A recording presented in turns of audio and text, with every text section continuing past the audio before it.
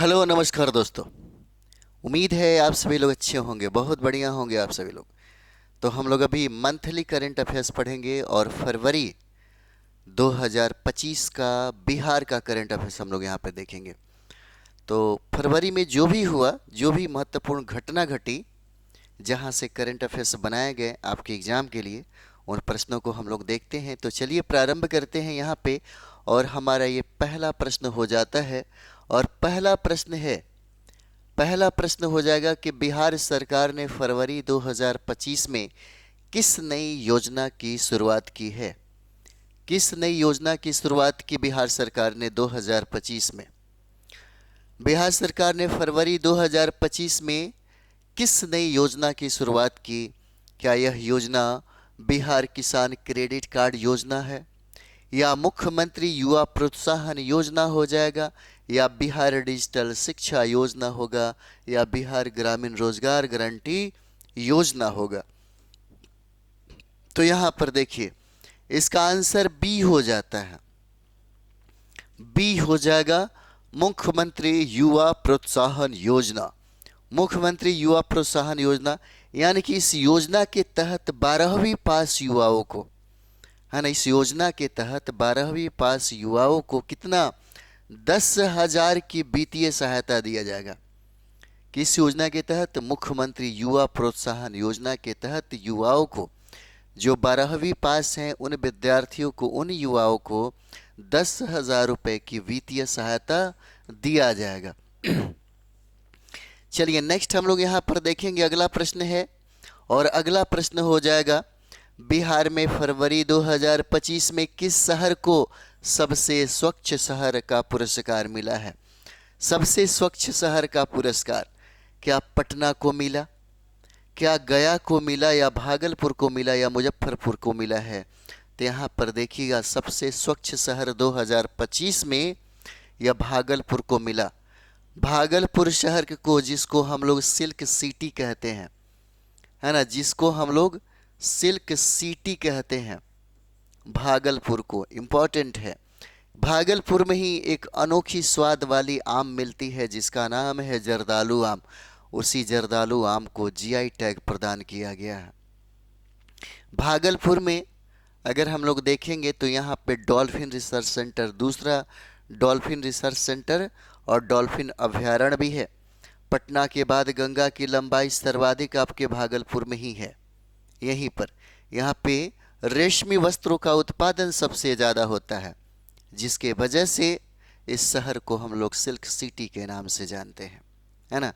पटना, पटना तो सबको ही जानता है, पटना बिहार की राजधानी हो जाएगा, है ना, यहाँ पे। और गया, बौद्ध गया की अगर हम लोग बात करते हैं, यहाँ पे जहाँ बुद्ध को ज्ञान की प्राप्ति हुई थी, इतिहास के पन्नों में, स्वर्ण अक्षरों में इस गया का, बौद्ध गया का चर्चा मिलता है। दुनिया में सबसे ज़्यादा लोग अगर बिहार के किसी शहर को जानते हैं तो इस बौद्ध गया को जानते हैं।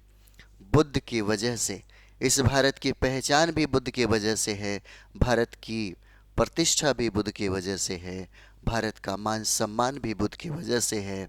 और ये बिहार में, है ना, बिहार में उनकी उनकी कर्म भूमि हो जाती है। चलिए आगे हम लोग बढ़ते हैं। यहाँ पे स्वच्छ सर्वेक्षण 2025 के अनुसार भागलपुर ने वेस्ट मैनेजमेंट और सैनिटेशन में उत्कृष्टता प्रदान किया है, भागलपुर ने। चलिए नेक्स्ट यहाँ पर हम लोग देखेंगे, बिहार सरकार ने राज्य में कितने नए आईटी पार्कों को मंजूरी दी है। कितने नए आईटी पार्कों की मंजूरी दी। क्या एक नए आईटी पार्क है, या दो है, या तीन है, या चार है। तो यहाँ पर हम लोग देखेंगे तो इसका आंसर दो हो जाएगा, है ना, दो हो जाता है। इंपॉर्टेंट है, दो आईटी पार्कों की स्थापना किया गया बिहार में। नए आईटी पार्क पटना में और दूसरा हो जाएगा दरभंगा में। पटना और दरभंगा में स्थापित किए जाएंगे, जिससे कितना 5,000 से अधिक रोजगार का सृजन हो जाएगा।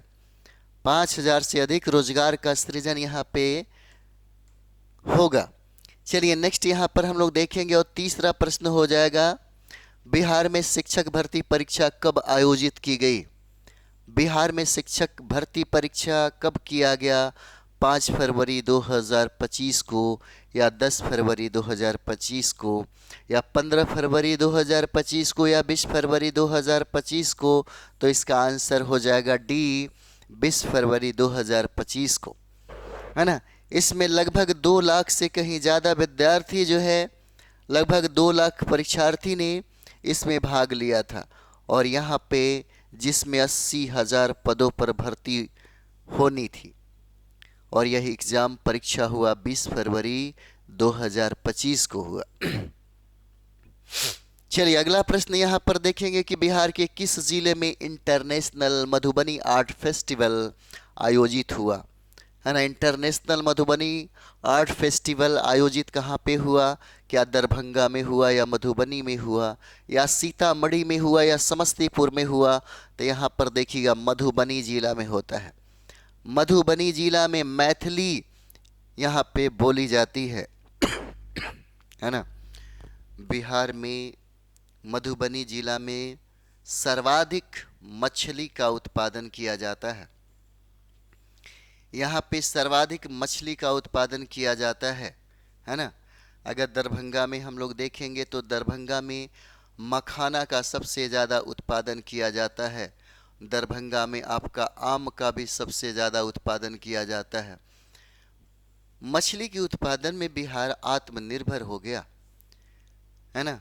मछली के उत्पादन में बिहार आत्मनिर्भर है। इतना ही नहीं, हम मछली का उत्पादन करने के बाद अधिशेष को हम अन्य राज्यों के साथ अपना व्यापार करते हैं, जिससे हमारे पास, है ना, पूंजी का निर्माण होता है। मधुबनी में मछली का सबसे ज़्यादा उत्पादन, और यहाँ पर अगर हम लोग देखेंगे तो मधुबनी में मैथिली, है ना, मैथिली भाषा सबसे ज़्यादा बोली जाती है। और यहाँ यह क्षेत्र ही है मैथिली क्षेत्र का। जैसे दरभंगा में मखाना का खेती होता है, तो इस मखाना को हम लोग मिथिला मखाना के नाम से जानते हैं, जिसको जीआई टैग प्रदान किया गया है। पटना में एम्स की स्थापना हुई, लेकिन दूसरा एम्स का स्थापना इसी दरभंगा में किया जा रहा है ना। सीतामढ़ी में देखते हैं, सीतामढ़ी में माता सीता की सबसे बड़ी, है ना, यहाँ पे स्टेच्यू बनने वाली है। और समस्तीपुर में, है ना, यहाँ पर समस्तीपुर का क्षेत्र भी देख सकते हैं। और ये समस्तीपुर का क्षेत्र जो लोकसभा आरक्षित सीटें ये हो जाती हैं यहाँ पे। चलिए, इस फेस्टिवल में 50+ देशों के कलाकारों ने भाग लिया और मधुबनी पेंटिंग को वैश्विक पहचान दिलाई मधुबनी में। चलिए नेक्स्ट यहाँ पर हम लोग अगला प्रश्न देखेंगे। बिहार सरकार ने महिला सुरक्षा के लिए कौन सी नई हेल्पलाइन शुरू की है? महिला सुरक्षा के लिए बिहार सरकार ने महिला सुरक्षा के लिए कौन सी नई योजना को इजाद किया है, हेल्पलाइन शुरू की है? तो ये आपका 1090 हो जाएगा। आंसर इसका डी है, 1090 पे कॉल करिएगा तुरंते, है ना। यहाँ की जो भी अधिकारी पदाधिकारी जो भी हैं सारे एक्टिव हो जाएंगे। महिला शक्ति हेल्पलाइन 24 घंटा संचालित होगी और त्वरित पुलिस प्रतिक्रिया सुनिश्चित कराई जाएगी यहाँ पे। चलिए 1090 पे कॉल करके हेल्प लिया जा सकता है। नेक्स्ट यहाँ पर हम लोग देखेंगे कि बिहार में किसान सम्मान निधि के तहत कितनी राशि दी जा रही है? कितनी राशि? 4,000, 6,000, 8,000 या 10,000 रुपया? कितना दिया जा रहा है? तो यहाँ पर हम देख सकते हैं 6,000 रुपया प्रति वर्ष है। 6,000 रुपया प्रति वर्ष है। बिहार में किसान सम्मान निधि के तहत कितनी राशि? 6,000 रुपया प्रति वर्ष। यह केंद्र सरकार की योजना है ना, केंद्र सरकार की योजना। और केंद्र सरकार के अलावा बिहार सरकार ने अतिरिक्त 2,000 रुपया देने की घोषणा किया है। यह योजना केंद्र सरकार की तो है, लेकिन किसान सम्मान निधि के तहत केंद्र सरकार तो देती ही देती है, साथ ही बिहार सरकार भी कहती है कि अतिरिक्त राशि हम 2,000 रुपया देंगे किसानों को, है ना। पूछा जा सकता है कि बिहार सरकार ने अतिरिक्त राशि कितना देने की घोषणा किया? 2,000 रुपीज। ओके, चलिए अगला प्रश्न यहाँ पर हम लोग देखेंगे। अगला प्रश्न हो जाएगा कि बिहार के किस विश्वविद्यालय को इंस्टीट्यूट ऑफ एमिनेंस का दर्जा दिया गया? इंस्टीट्यूट ऑफ एमिनेंस का दर्जा पटना विश्वविद्यालय को दिया गया है। पटना विश्वविद्यालय को दिया गया। पटना विश्वविद्यालय की स्थापना 1917 में किया गया है ना। 1917 में पटना विश्वविद्यालय की स्थापना की गई। नालंदा विश्वविद्यालय की अगर बात किया जाए यहाँ पे नालंदा विश्वविद्यालय की, तो यह गुप्त सम्राट कुमार गुप्त के द्वारा इसको बनाया गया नालंदा में, है ना। नालंदा में इसका क्या किया गया, इसका स्थापना किया गया। लेकिन नालंदा विश्वविद्यालय को बर्बाद किसने कर दिया? कहा जाता है कि इसको जलाया, है ना, इसको बर्बाद किया बख्तियार खिलजी ने। लेकिन नए आंकड़ों और नए डाटों और नए इतिहासकारों की अगर बात करेंगे तो पता चलेगा कि नालंदा विश्वविद्यालय को जलाने वाला कोई मुसलमान नहीं, ब्राह्मण था। ब्राह्मणों ने इस नालंदा विश्वविद्यालय को जला दिया। ठीक है, चलिए आगे हम लोग देखेंगे। यहाँ पे नई आंकड़ा पे हम बात कर रहे थे। यूजीसी द्वारा यह दर्जा शिक्षण और शोध में उत्कृष्टता के लिए दिया गया है। चलिए आगे हम लोग बढ़ेंगे। यहाँ पे बिहार में सड़क दुर्घटना राहत योजना के तहत मुआवजा राशि कितनी है? मुआवजा राशि कितनी दिया गया है ना। बिहार में सड़क दुर्घटना राहत योजना के तहत मुआवजा राशि कितनी है? तो यहाँ पे मुआवजा राशि कितना हो जाएगा? 2 लाख रुपया। 2 लाख रुपए हो जाते हैं। दुर्घटना में मृत्यु, अस्थायी विकलांगता की स्थिति में यह राशि दी जाएगी, 2 लाख रुपए दी जाएगी, है ना। अगर दुर्घटना होता है तो दुर्घटना की स्थिति में 2 लाख रुपए देने की बात बिहार सरकार करती है। चलिए अगला प्रश्न हम लोग यहाँ पर देखेंगे। बिहार के किस जिले में इंडिया का पहला जैविक ट्रेनिंग सेंटर खुला है? जैविक ट्रेनिंग सेंटर बिहार में बहुत इंपॉर्टेंट है। जब बात भारत का आ जाए, विश्व का आ जाए और बिहार का है, और बिहार में कहे कि पहला कौन होगा, पहला बताइए, तो इसको याद रखना चाहिए। बिहार के किस जिले में इंडिया का पहला जैविक ट्रेनिंग सेंटर खुला? तो नालंदा जिला में खुला है। कहाँ पे? तो नालंदा जिला में खुला है ना। और किसानों को जैविक खेती की ट्रेनिंग देने के लिए ICAR के सहयोग से यह केंद्र को शुरुआत किया गया। पूछा जा सकता है कि नालंदा में जिस ट्रेनिंग सेंटर की स्थापना की गई, उस ट्रेनिंग सेंटर में सहयोग किसने किया? तो ICAR ने सहयोग किया है नालंदा में, है ना। यहाँ पर अगर हम लोग देखें तो आप देख सकते हैं कि यह पूर्णिया का क्षेत्र हो जाएगा। और पूर्णिया जो है ना, ये पूर्णिया वेस्ट बंगाल के साथ अपना सीमा साझा करता है, जहाँ पे सबसे ज़्यादा, है ना, सबसे ज़्यादा जूट का उत्पादन किया जाता है। जहाँ पे बिहार में सबसे कम यानी कि न्यूनतम साक्षरता दर है। न्यूनतम साक्षरता दर, कई बार यह प्रश्न पूछा है। न्यूनतम साक्षरता दर वाला जिला कौन हो जाएगा? तो पूर्णिया हो जाएगा। मुंगेर में आप देखते हैं कि यहाँ पर, है ना, मुंगेर में बंगाल के नवाबों ने यहाँ पर अपनी राजधानी बसाई थी। और अगर देखा जाए, है ना, तो बंदूक के कारखाने यहाँ पर उन्होंने स्थापित किए थे। बंदूक के कारखाने जो है ना, बंदूक के कारखाने उन्होंने स्थापित किए थे यहाँ पर। वैशाली में आज भी आप देखते हैं, है ना, वैशाली में सबसे ज़्यादा केला का उत्पादन यहीं पे किया जाता है। और वैशाली ज़रूर घूमिएगा। बुद्ध और महावीर की जिंदगी की घटनाएं जो है यहाँ पर मिलेगी। जो लोग अपने इतिहास को नहीं जानते, कोई फायदा नहीं है जीने का। इतिहास को जानना चाहिए। अगर आप चाहते हैं कि आपकी बातें लोग सुने, है ना, तो अपने विरासत पे फोकस करिए कि आपकी विरासत जो है वह क्या कहती है। और यही है विरासत, है ना। बहुत ऐसे विद्यार्थी हैं जो घूमते हैं, बहुत बढ़िया बात है। जो लोग नहीं घूमते हैं, गया वैशाली जगहों पर कोई फ़ायदा नहीं है ना, बिहार में रह करके। यही तो है जो आपकी विरासत की जानकारी और आभास दिलाता है कि दुनिया के सामने आप अकड़ के बोलते हैं कि आइए हमारे बिहार में, तब हम दिखाएंगे हम क्या थे। यहीं पाटलिपुत्रा की धरती से पूरे अखंड भारत पे जब राज किया जा रहा था, तो इस पाटलिपुत्रा की तुलना भारत के अन्य राज्यों से नहीं किया जा सकता था। आज ये बिहार की स्थिति सबसे ज़्यादा खराब है। अगर कारणों की बात करें तो प्रमुखता राजनीतिक दलों का है।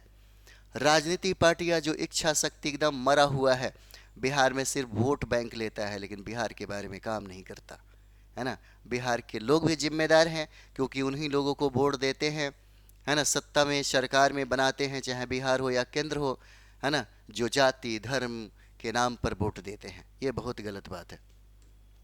चलिए आगे हम लोग बढ़ते हैं यहाँ पे, और अगला सवाल है यहाँ पर हम लोग देखेंगे। अगला सवाल हो जाएगा कि बिहार में फरवरी 2025 में कौन सा नया औद्योगिक कॉरिडोर प्रस्तावित किया गया। बिहार में फरवरी 2025 में कौन सा नया कॉरिडोर जो है या प्रस्तावित किया गया, तो पटना गया कॉरिडोर हो जाएगा। इसका आंसर ये है, पटना गया कॉरिडोर हो जाता है। इस कॉरिडोर में 5,000 करोड़ रुपए के निवेश से 50,000 नौकरियां सृजित होने की उम्मीद जताई जा रही है। चलिए अगला प्रश्न यहाँ पर हम लोग देखेंगे। बिहार सरकार ने फरवरी 2025 में किस फसल के लिए विशेष प्रोत्साहन योजना की शुरुआत की है। विशेष प्रोत्साहन योजना की शुरुआत किया गया है किस फसल के लिए, तो आप देख सकते हैं ये मखाना हो जाएगा।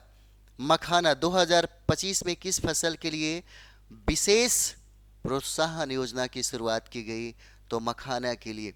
इस बार मखाना बोर्ड की भी स्थापना किया जा रहा है बिहार में। इतना ही नहीं, मखाना पूरे भारत में सबसे ज़्यादा बिहार ही उसका उत्पादन करता है। बिहार ही मखाना सबसे ज़्यादा उत्पादन करता है, और बिहार में दरभंगा का स्थान प्रथम हो जाएगा। दरभंगा जिला में सबसे ज़्यादा मखाना का उत्पादन किया जाता है, और यही वजह है कि इस मखाना को हम लोग मिथिला मखाना के नाम से जानते हैं। मिथिला मखाना के नाम से जानते हैं, और इसी मिथिला मखाना को जीआई टैग प्रदान किया गया। जीआई टैग प्रदान किया गया, और इसी मखाना के खेती के लिए किसानों को 25% अतिरिक्त सब्सिडी देने का निर्णय लिया गया है, ताकि इसको और डेवलप किया जा सके। इसकी विशेषता और इसकी अगर हम लोग उत्पादन और इसके, है ना, प्रोत्साहन की अगर बात करें, तो यहाँ पे मखाना बोर्ड का भी स्थापना किया जाएगा। यहाँ पे चलिए गन्ना की अगर हम लोग बात करते हैं, तो गन्ना सबसे ज़्यादा, है ना, गन्ना का सबसे ज़्यादा उत्पादन आपके वेस्ट चंपारण में होता है, यानी कि पश्चिमी चंपारण में, है ना, पश्चिमी चंपारण में गन्ना का खेती सबसे ज़्यादा होता है। आप देखते होंगे इसी पश्चिमी चंपारण में सोमेश्वर की श्रेणियां है, और सोमेश्वर की श्रेणियों के तलहट्टी में गन्ना का सबसे ज़्यादा उत्पादन किया जाता है। पश्चिमी चंपारण बिहार का सबसे बड़ा जिला हो जाता है। सबसे बड़ा जिला बिहार का क्षेत्रफल के दृष्टिकोण से अगर देखा जाए तो सबसे बड़ा जिला है, और ये पश्चिमी चंपारण एक तरफ से अगर देखा जाए तो नेपाल के साथ इसका इंटरनेशनल बाउंड्री जो है वह सटती है, और दूसरी तरफ से अगर पश्चिम दिशाओं से अगर हम लोग बात करें तो उत्तर प्रदेश के साथ इसका सीमा साझा होता है ना, यहीं पर। और यहीं पर सोमेश्वर की श्रेणियाँ है जहाँ से प्रश्न पूछा जाता है, और यह सोमेश्वर की श्रेणियाँ शिवालिक का भाग हो जाएगा, और शिवालिक की जो श्रेणियाँ है बिल्कुल नवीन श्रेणियाँ हो जाती है ना, बिल्कुल नवीन श्रेणियाँ हो जाएगी। यहीं पश्चिमी चंपारण से लेकर के जब पश्चिम से हम लोग पूरब की तरफ किशनगंज तक जाएंगे, तो नेपाल के तलहट्टी में एक पतली परत पाई जाती है, जिसको हम लोग तराई क्षेत्र के नाम से जानते हैं। इसी पश्चिमी चंपारण में मात्र एक ही नेशनल पार्क है ना, बाघ अभ्यारण्य है यहाँ पे पश्चिमी चंपारण में। चलिए आगे हम लोग यहाँ पर देखेंगे। अगर हम लोग यहाँ पर आलू की बात करें, तो आलू का सबसे ज़्यादा उत्पादन जो है ना, आलू का सबसे ज़्यादा उत्पादन कौन करता है, तो आलू का उत्पादन सबसे ज़्यादा पटना करता है। और धान के बारे में पीआरटी में प्रश्न पूछा था कि बिहार में कौन ऐसा जिला है जहां पर धान का सर्वाधिक उत्पादन किया जाता है, तो रोहतास जिला हो जाएगा, है ना, रोहतास जिला हो जाएगा। बिहार का कौन ऐसा जिला है जहां पर गेहूं का सबसे ज़्यादा उत्पादन होता है, तो यही रोहतास जिला हो जाएगा। यह रोहतास और कैमूर का जो क्षेत्र हम लोग देख रहे हैं, यह रोहतास और कैमूर का क्षेत्र जो है, यहाँ पर बिंद क्रम की चट्टानें मिलती है। कई बार यह प्रश्न पूछा है रोहतास के संदर्भ में कि बताइए चूना पत्थर की प्राप्ति हमें किस जिले से सबसे ज़्यादा प्राप्त होती है। तो चूना पत्थर की जो प्राप्ति है ना, चूना पत्थर की जो प्राप्ति है रोहतास जिला से प्राप्त होता है। और यही वजह है कि सीमेंट उद्योग, सीमेंट को बनाने के लिए चूना पत्थर की आवश्यकता सबसे ज़्यादा होती है। इसीलिए रोहतास जिला में सीमेंट उद्योग सबसे ज़्यादा फला फूला। और यहाँ पे बिंद क्रम की चट्टानें मिलती है ना। और रोहतास में बिहार का सबसे सर्वाधिक है ना, सबसे ज़्यादा यह साक्षर वाला जिला हो जाता है। साक्षरता दर वाला, सर्वाधिक साक्षरता दर वाला जिला रोहतास हो जाता है ना। मखाना उत्पादक किसानों को 25% अतिरिक्त सब्सिडी देने का निर्णय लिया गया है। चलिए आगे हम लोग यहाँ पर देखेंगे और अगला प्रश्न हो जाएगा, है ना, फरवरी 2025 में बिहार के किस जिले में राज्य का पहला साइबर क्राइम पुलिस स्टेशन खोला गया। फरवरी 2025 में बिहार के किस जिले में राज्य का पहला साइबर क्राइम पुलिस स्टेशन खोला गया। तो क्या पटना, मुजफ्फरपुर, भागलपुर, गया, निम्नलिखित में से हमें चुनाव करना है कि कहाँ पे खोला गया। तो इसे पटना में खोला गया है, पटना में खोला गया। पटना के बारे में अगर हम लोग देखें तो पटना, ये जो नाम जो है ये नामकरण शेरशाह के द्वारा किया गया। और बिहार के एक ऐसे, है ना, मुस्लिम शासक जो दिल्ली की सत्ता पर बैठा था बिहार का, जिसकी मकबरा की अगर बात किया जाए तो सासाराम में स्थापित है, उन्होंने ही इस पाटलिपुत्र का नामकरण पटना में कर दिया।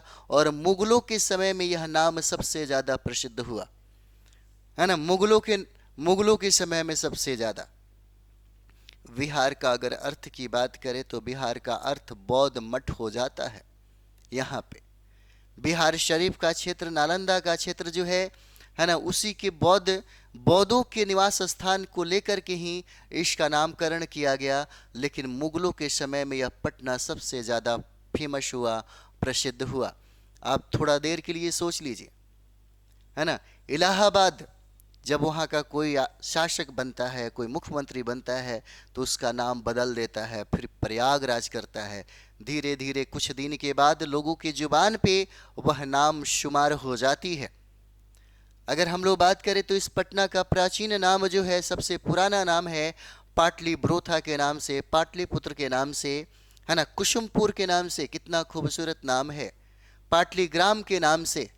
अगर पाटलिपुत्र की बात करें तो उदयन के द्वारा इसको बसाया गया और मगध की राजधानी जो है राजगृह से स्थानांतरित कर दिया गया यहाँ पे, है ना। मुगल बादशाह के राजकुमारों के द्वारा इसका नाम, है ना, अजीमाबाद रखा गया। हमारे हिंदुस्तान का जो नाम है ना, सोच के देखिए, हिंदुस्तान हम लोग बड़ी गर्व से कहते हैं, बड़ी प्यार से। भारत कहने में कितना शर्म आता है ना। महात्मा गांधी ने कहा था कि भारत, है ना, लोग, ये जो देश है, देश की आत्मा जो है यह भारत में निवास करती है। भारत में हिंदुस्तान तो उन्होंने कहा ही नहीं, भारत में, भारत की आत्मा, है ना।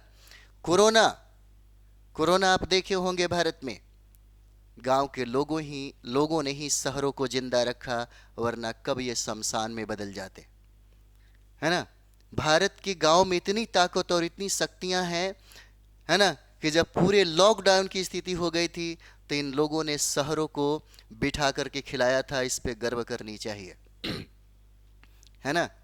बाकी वहाँ पे ना व्यापार हो रही थी और ना ही कोई लेन देन हो रहे थे।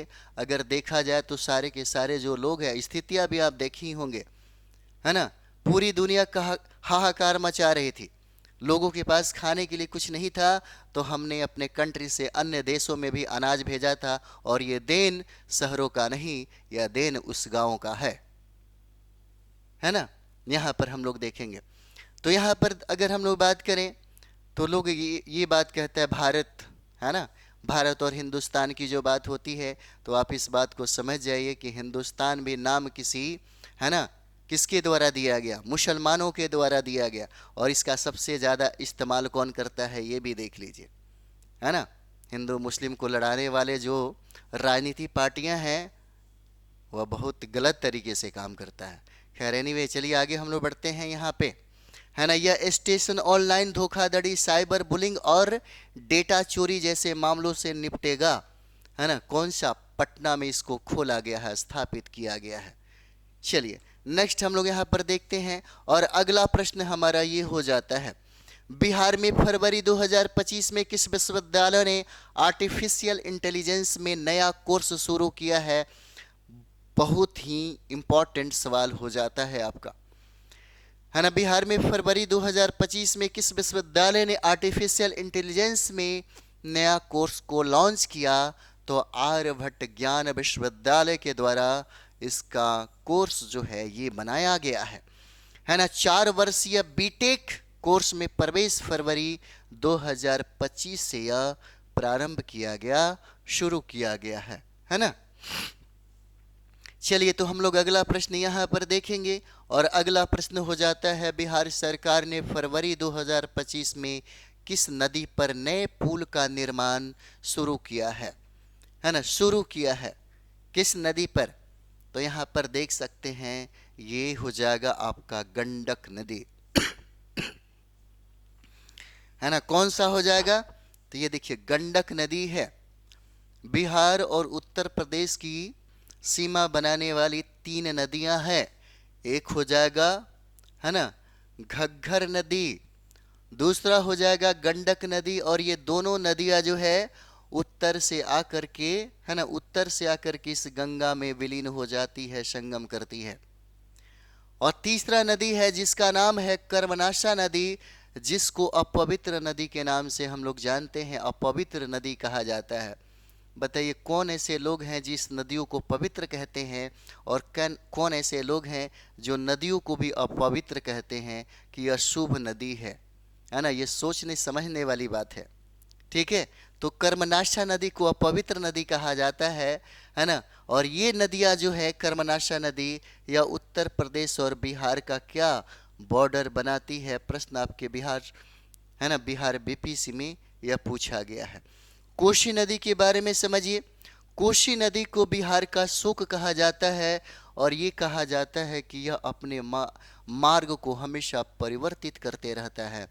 यह बिहार का सबसे खतरनाक नदी है ना। लाखों के लाखों जान माल की क्षति हुई है यहाँ पर इस कोसी नदी में। कोसी नदी की भयावहता से कौन नहीं परिचित है? कोसी नदी को बिहार का शोक कहते हैं, है ना, कोसी नदी को।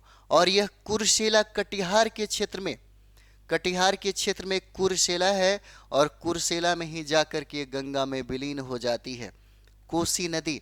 कोसी नदी के तट की अगर बात किया जाए तो तट पे इसका प्रमुख शहर पूर्णिया बसता है ना, पूर्णिया बसता है।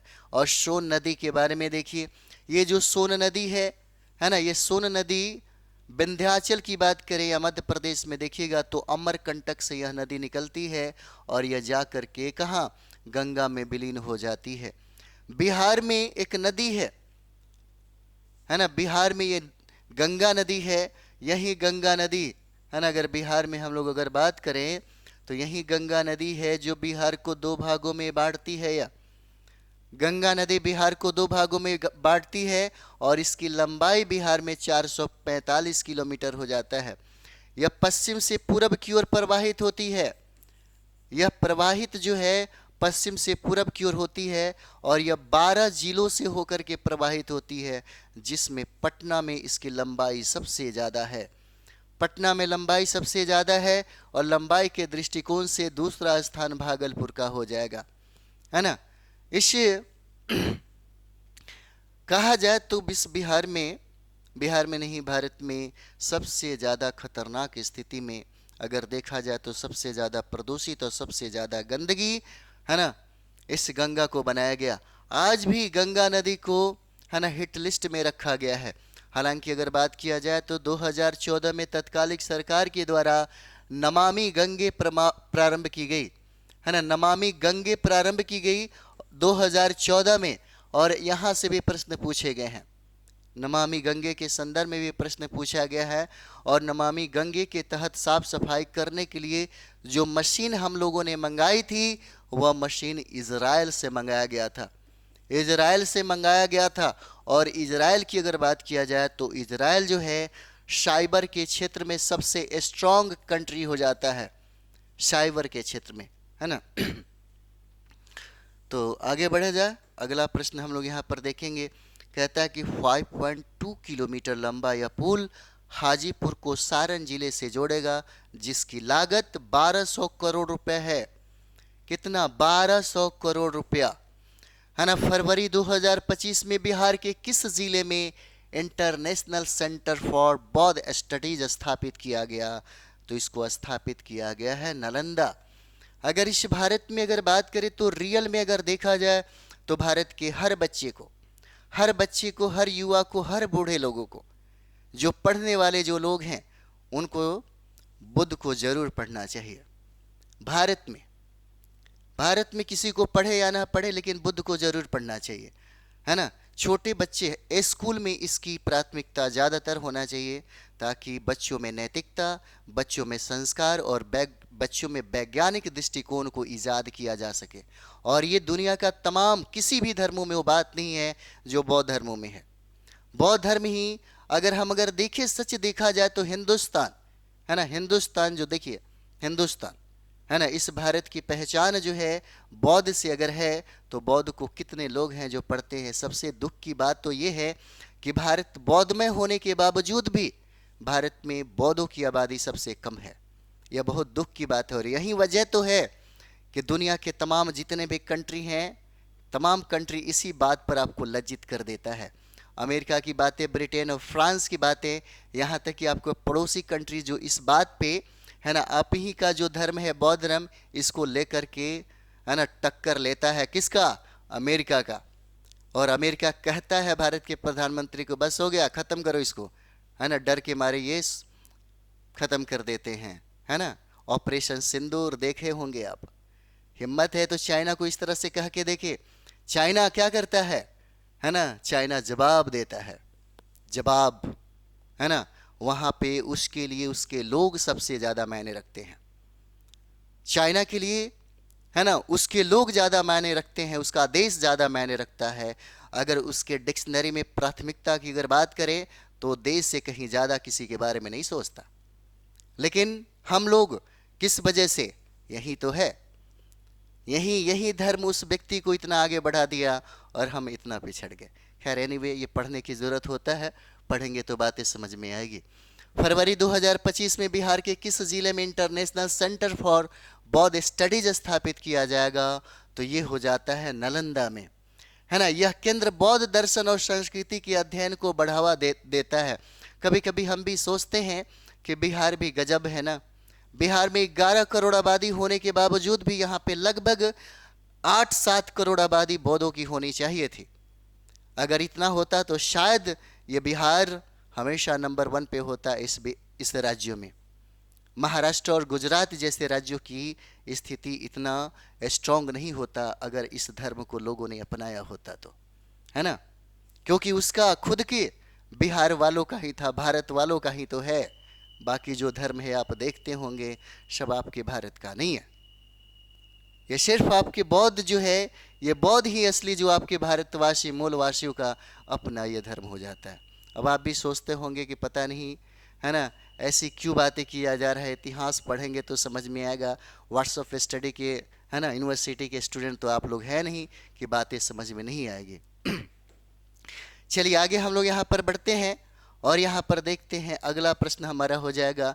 बिहार सरकार ने फरवरी 2025 में किस खेल को राज्य खेल का दर्जा दिया गया है? किस खेल को राज्य खेल का दर्जा दिया गया है ना। बचपन में मुझे लगता है कि बहुत आप लोग भी खेले होंगे, जिसको हम लोग गिल्ली डंडा के नाम से जानते हैं, है ना। गांव वाले लोग, बच्चे जो हैं बहुत ज़्यादा खेलते हैं। ग्रामीण खेलों को बढ़ावा देने के लिए यह निर्णय लिया गया है ना, कि यहाँ पे गिल्ली डंडा को क्या 2025 में राज्य खेल का दर्जा दिया जाएगा, गिल्ली डंडा का। चलिए अगला सवाल हम लोग यहाँ पर देखेंगे और अगला सवाल हमारा ये हो जाएगा। फरवरी 2025 में बिहार के किस जिले में मेगा फूड पार्क की आधारशिला रखी गई। मेगा फूड पार्क की आधारशिला रखी गई, तो ये आधारशिला रखा गया कहाँ पे? पूर्णिया में रखा गया, है ना, पूर्णिया में। पूर्णिया जिला बिहार में सबसे ज्यादा साक्षरता दर वाला जो जिला है रोहतास हो जाएगा सबसे ज्यादा।